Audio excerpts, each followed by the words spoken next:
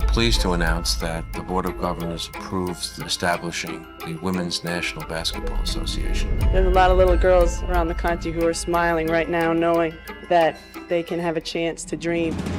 With the first pick in the 1997 WNBA draft, the Houston Comets select Tina Thompson from the University of Southern California.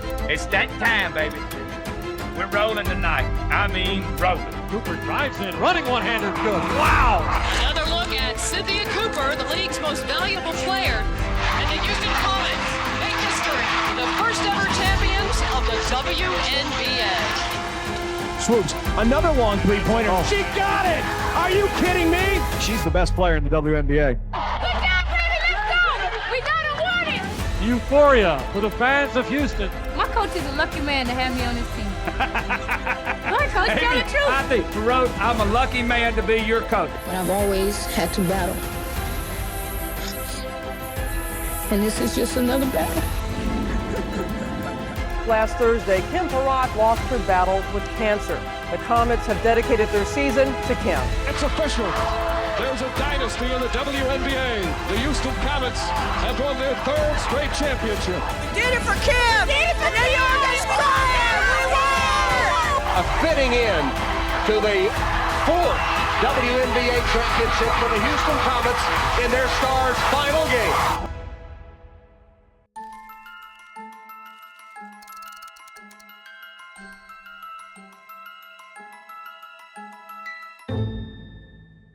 (1996). A 20-year-old golf phenom named Tiger Woods makes his professional debut. Michael Jordan and the Chicago Bulls reassert their dominance over the NBA, capping a historic 72-10 regular season with the first championship of their second three-peat. And the world's preeminent women's professional basketball league is born. That April, amid a surge in interest in women's basketball in the U.S. that arguably began with the Yukon Huskies' perfect season in 94-95, the NBA's Board of Governors approved the creation of a companion league, the Women's National Basketball Association, which would begin play in the summer of '97. As then NBA Commissioner David Stern put it at the time, "We think this is an idea whose time has come. Fans have come to appreciate the excellence of women's basketball." He wasn't lying. In fact, the WNBA was actually the second women's pro league to sprout up in the mid to late 90s. The American Basketball League began play in the autumn of '96, though it lasted only 2 seasons before folding. As it turned out, the WNBA was too great to compete with, which frankly came as no surprise given the NBA's vested interest in the league's success. So what do I mean by vested interest? Well, not only does the NBA endow the WNBA with millions of dollars per year to cover a variety of operational costs, but more significantly, every original WNBA franchise was owned by an existing NBA owner. Those 8 WNBA teams were effectively sister teams to NBA franchises. New York got the liberty to complement the Knicks. Both teams were owned by James Dolan. Both teams played their home games at Madison Square Garden. Los Angeles got the Sparks to complement the Lakers. Both teams were owned by Jerry Buss. Both teams played at the Forum. And Houston, which was still basking in the afterglow of the Rockets' consecutive NBA championships in '94 and '95, got the Comets. Both teams were owned by Les Alexander, who, by the way, was once tabbed by Forbes as the NBA's best owner, and both teams played at the Summit. Its name would soon change to the Compaq Center. And although the Rockets fell short of a three-peat in '96, a season that marked the beginning of the end of the Hakeem Olajuwon-led glory days, another dynasty was about to blast off in Houston. A dynasty that defined the WNBA's early years and established a benchmark for sustained excellence that has yet to be replicated. So how did the Comets become the Comets? Well, it happened for a bevy of reasons, but it started with some good fortune. See, rather than simply hold a traditional draft to fill out the rosters of the original 8 WNBA franchises, the league took a multifaceted approach that began with allocation. Simply put, 16 star players from either the recent college ranks, the Olympics, or overseas were assigned to teams out of the gate, 2 per team. Not drafted, assigned. Among those 16 franchise cornerstones, Rebecca Lobo, the standout player on that undefeated Yukon team, and a key figure on the undefeated US Olympic squad that cruised to a gold medal in '96.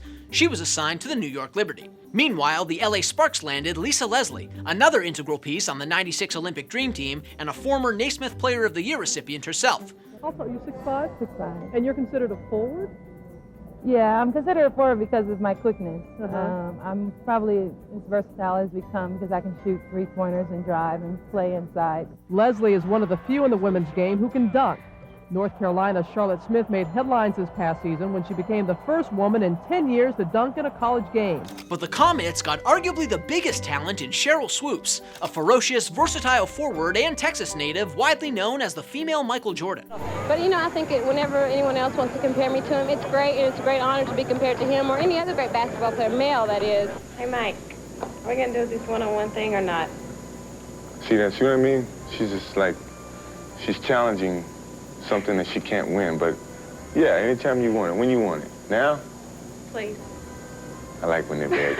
A titan in the women's game dating back to her college days at Texas Tech, Swoops was also a national champion, an Olympic gold medalist, and she was the first woman to get a signature shoe from Nike, the Air Swoops. Her greatness and her potential to dominate this new league was so undeniable that she was the very first player the WNBA contracted, even though she was pregnant at the time and was poised to miss at least the start of the league's inaugural season. Sooner or later, though, Swoops was going to be the linchpin of the Comets. Only she wasn't the only star Houston landed through the allocation process. The Comets also landed Cynthia Cooper, who, at the age of 34, was the second oldest of the 16 assignees and roughly 8 years older than her new teammate. Ostensibly, Cooper was heading into the twilight of a career that included 2 national championships at USC, multiple Olympic medals, and countless scoring titles in overseas leagues. She had all the accolades for sure, but at her age, Cooper seemed destined to be more of a complimentary player than a star. Except, as it turned out, Cooper wasn't about to play second fiddle to Swoops. As the WNBA's first president, Val Ackerman, later admitted, none of us realized just how good Cynthia Cooper was, because if we had, she would not have been assigned to the Comets. In any event, if the allocation draft gave Houston a promising foundation with Swoops and Cooper, it was the college draft, the final stage of the WNBA's roster building process, that positioned the Comets in earnest to be a powerhouse for years to come. See, in the first ever WNBA draft lottery, all 8 teams had an equal chance at the first pick, but the basketball gods smiled upon Houston, affording the Comets the first overall selection. With it, they drafted Tina Thompson, a gifted forward center who over her 4-year run at USC averaged a double-double per game and as a senior led the Pac-10 in points per game. Believe it or not, roughly 48 hours before the inaugural draft, Thompson was still undecided about going pro and was strongly considering forgoing the WNBA to pursue a law career. But in the end, she opted to play ball, a decision that set the stage for Houston to dominate out of the gate. Meanwhile, to lead this increasingly formidable group, the Comets installed one of the more underappreciated head coaches from the women's college game, Van Chancellor, who had just shepherded Ole Miss through 19 consecutive winning seasons, a run that included 14 trips to the NCAA tournament. There was only one problem. As the WNBA's inaugural season loomed, the Comets didn't have a point guard. In fact, as Houston's season opener dawned, the team actually held a tryout to find someone who could run the floor, bringing in more than 60 aspiring point guards from around the country. Among them, Kim Perrot, a feisty veteran who stood 5'5". Perrot. Everybody else been calling you Perrot? Everybody calls me Perrot. Perrot, but you pronounce your name Perrot. Yeah. She'd been a college star at Southwestern Louisiana in the late 80s and went on to play professionally in Europe, but she went overlooked in the WNBA's '97 draft. However, the dynamic 30-year-old made a tremendous impression at Houston's tryout, and Perrot would soon cement herself as the Comets' starting point guard. Houston was ready for liftoff. America was ready too, as the WNBA's launch benefited greatly from the power of the NBA's marketing machine.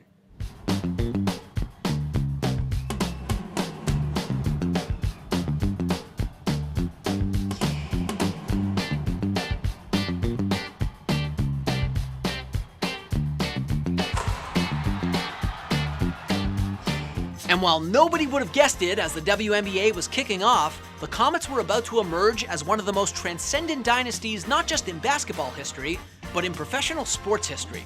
The Comets' greatness was apparent from day one. In their first ever game, even with their biggest star unavailable due to her ongoing pregnancy, the Comets dominated. On the road in Cleveland, the Comets silenced the hometown Rockers, cruising to a 20-point victory behind an incredible 25-point effort from Cooper. Meanwhile, in her professional debut, Thompson dropped 14 points with 4 blocks, while Janeth Arcane, a Brazilian star who had long dazzled on the international stage, finished with 16 points and 4 steals. And 3 nights later, in their home debut, the Comets introduced themselves to the city of Houston with another dominant display.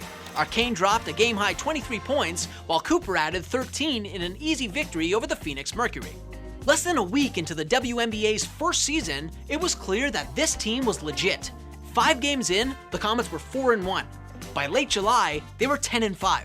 And when Swoops made her much-anticipated Comets debut in early August, the last thing the rest of the league wanted to see was another star suiting up for Houston.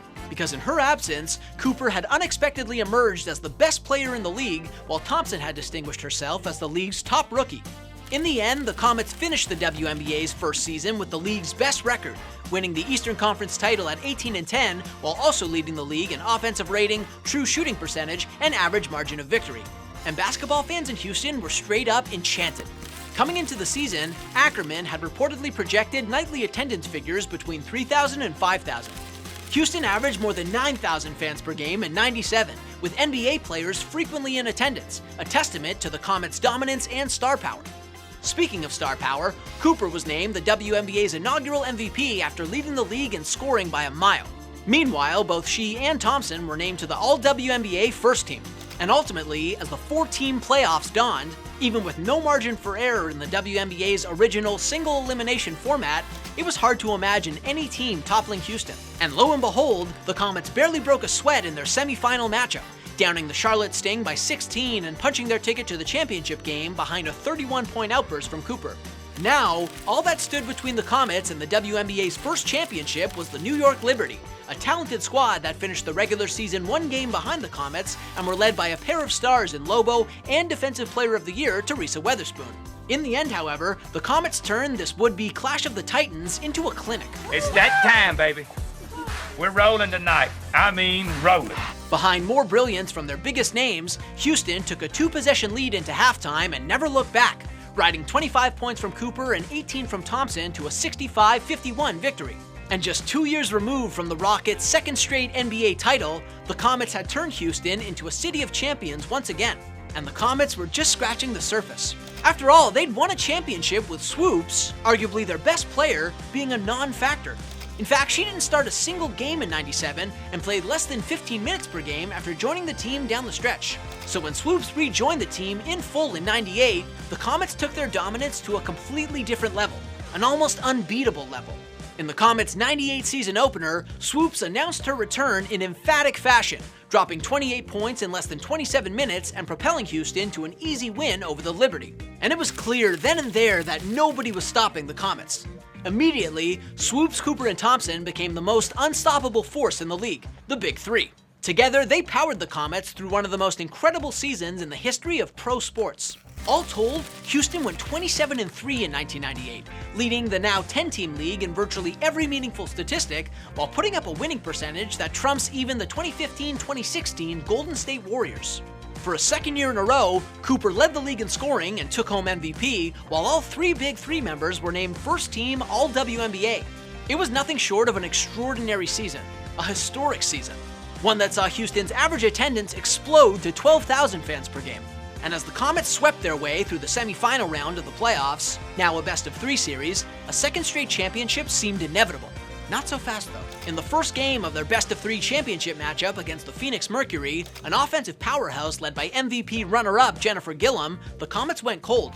Excluding a sensational Cooper, the Comets combined to go 10 for 41 from the floor in an eventual 54-51 loss, putting them on the brink of elimination. And as Game 2 unfolded back in Houston, it seemed as though the Comets' historically dominant season would end in disappointment. At halftime, Houston trailed by 5, and with less than 8 minutes to go in the game, the Comets were down by double digits. But with their season and their burgeoning dynasty slipping away, the team's most unheralded hero stepped up. During a late timeout, Perrot took the mic from Chancellor, so to speak, and delivered a pep talk for the ages. As Cooper recalled to Houstonia magazine in 2021, Chancellor turned that timeout over to Kim, and Kim just rallied us. She was encouraging, but she was stern, and she had always been that type of motivator. When we went out to play, we already knew we'd win. And yeah, they were right. Spurred by Perrot's inspiring words, the Comets erased their late deficit to force overtime before ultimately escaping with a season-saving 74-69 victory, an epic comeback effort that saw Cooper drop 19 of her 27 points in the second half, and both Swoops and Thompson record double-doubles. And after snatching victory from the jaws of defeat in Game 2, you better believe the Comets came out ready to rock in the decisive Game 3 in front of a once again sold-out Compaq Center. Swoops, Cooper, Thompson, and Perrot each recorded double-digit points, and the Comets shot a ridiculous 52% from the field en route to a commanding victory and a second consecutive WNBA title.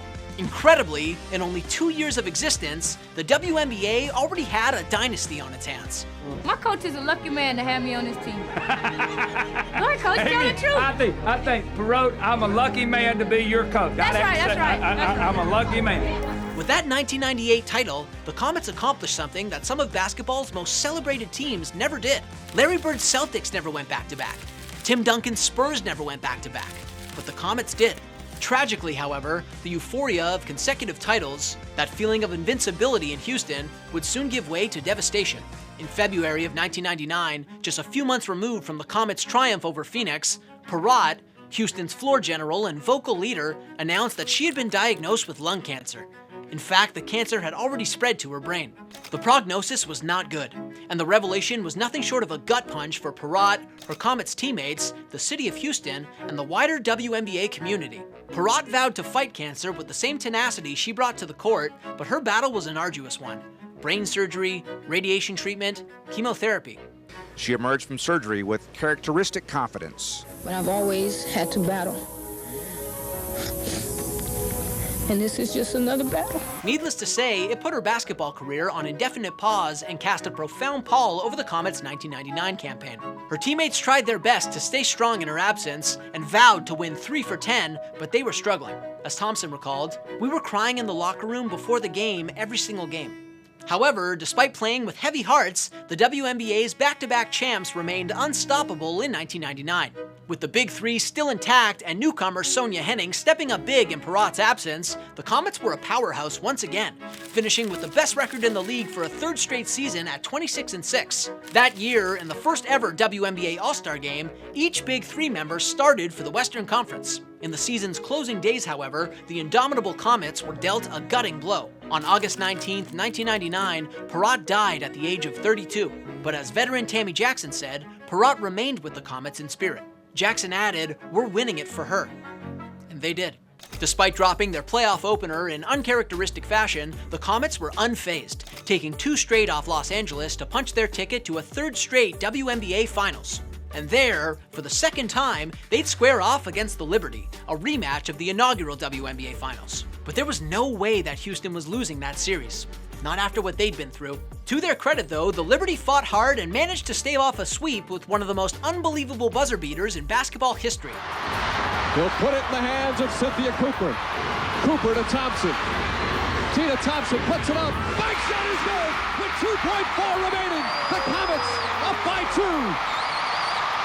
Liberty out of timeouts. They've got to go the length of the floor. Teresa Weatherspoon at the buzzer, a 3.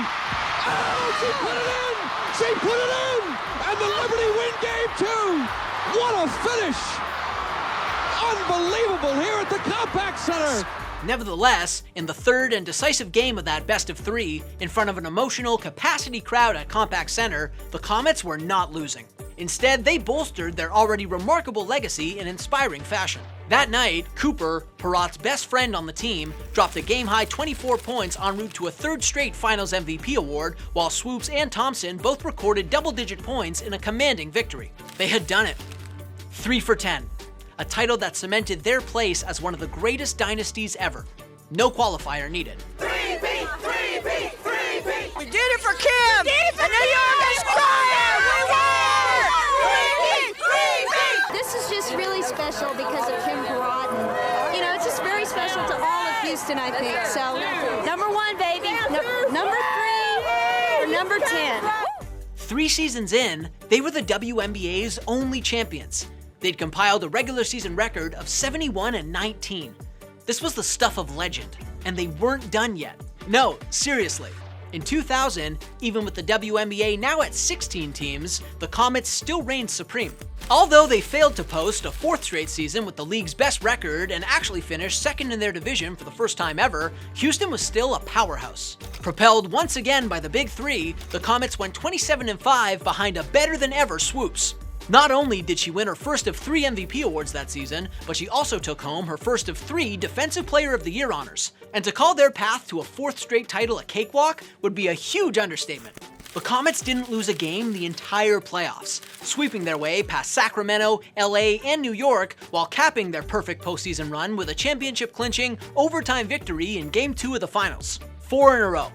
Just unfathomable. Michael Jordan's Bulls didn't win 4 in a row. With that title, the Comets entered truly rarefied air, thrusting themselves into an exclusive club alongside Bill Russell's Celtics and some of the most iconic New York Yankees, Montreal Canadiens, and New York Islanders teams ever.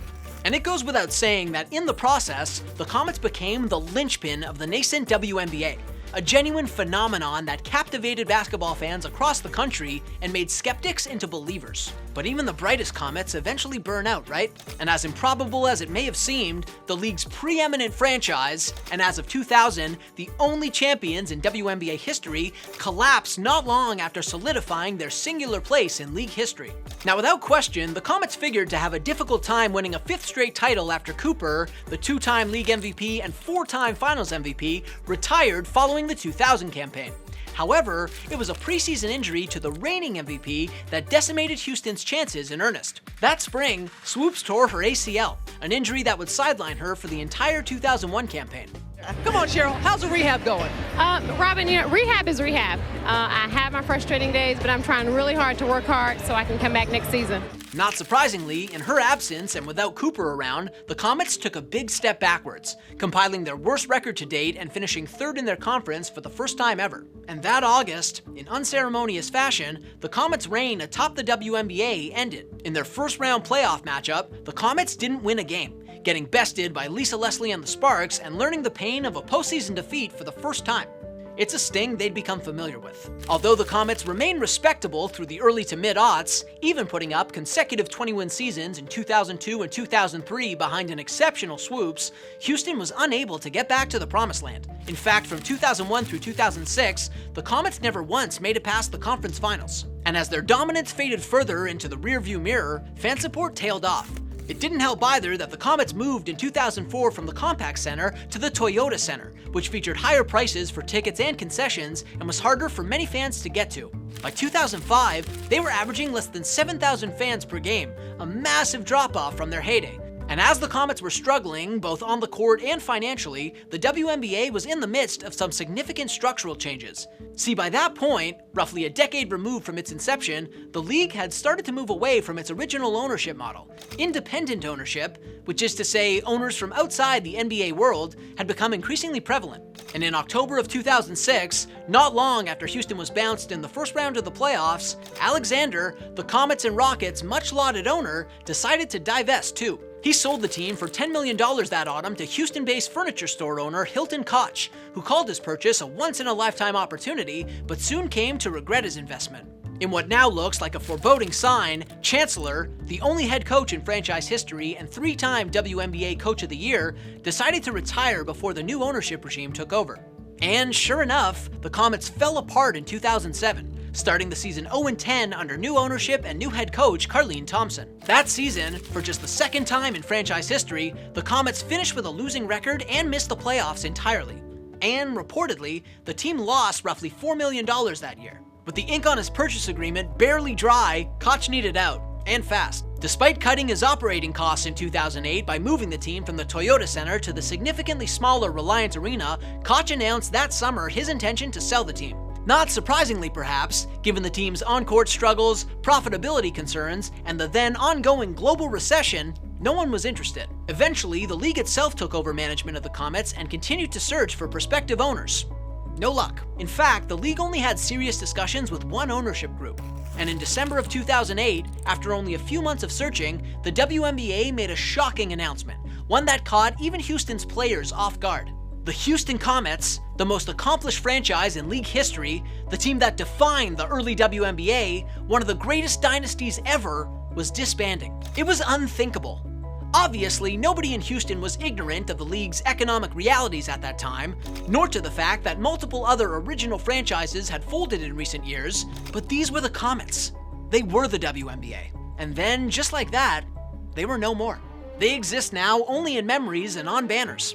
4 of them, in case you forgot. To this day, nearly a quarter-century removed from their last championship, no WNBA franchise has more titles. And ultimately, decades later, their incredible legacy lives on, not just in Houston, but throughout the basketball world. It's no stretch to say that the now eminently popular WNBA owes a debt of gratitude to the Houston Comets, the franchise that forced people to turn in. And maybe one day, perhaps even sooner than later, the Comets will soar once again.